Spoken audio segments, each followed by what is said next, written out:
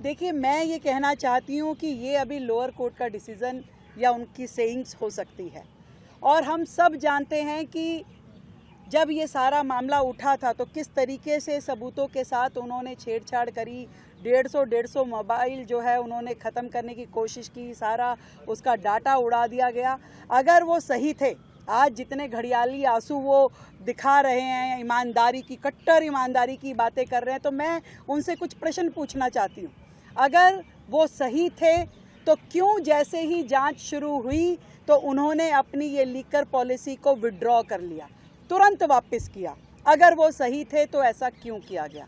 अगर वो ये कह सकते हैं कि एक के साथ एक दारू की बोतल देना दिल्ली के लिए सही था क्या वो ये कह सकते हैं कि जिस तरीके से उन्होंने इस पूरे सेक्टर को प्राइवेटाइज करने की दिशा में काम किया और जो आपका ट्रेडर था उसको आपने, उसका जो कमीशन था 5% से उसको 12% कर दिया, उसका मुनाफा बढ़ाया, उस मुनाफे में आपकी शेयरिंग ऐसा पूरी तरीके से दिखाई देती थी? क्या वो गलत है? उच्च न्यायालय ने भी, सर्वोच्च न्यायालय ने भी समय समय पे अपनी टिप्पणी करके इस पे चिंता जताई और मनी लॉन्ड्रिंग के वहाँ पे कहीं ना कहीं साक्ष्य पाए गए। तो क्या वो आप क्या कहना चाहेंगे उस पर? आज आप बड़े हुंकार भर रहे हैं कि हम तो ईमानदार थे। अरे ये सारी की सारी चीज़ें, एक चीज़ नहीं है, 20 चीज़ों में आपने दिल्ली की जनता के साथ बेईमानी की। क्या आपने शीश महल में दिल्ली की जनता के साथ बेईमानी नहीं करी? क्या आपने स्कूल घोटाले में दिल्ली की जनता के साथ बेईमानी नहीं करी? आपने कौन सी जगह छोड़ी? क्या काम आपने छोड़ा? आप जिस ईमानदारी की बातें कर रहे हैं, आज भी आप नौटंकी कर रहे हैं।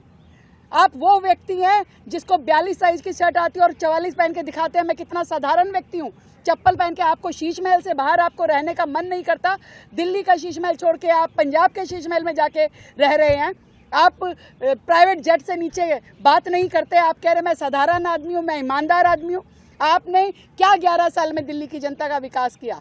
आपने करोड़ों रुपए का घोटाला दिल्ली में किया।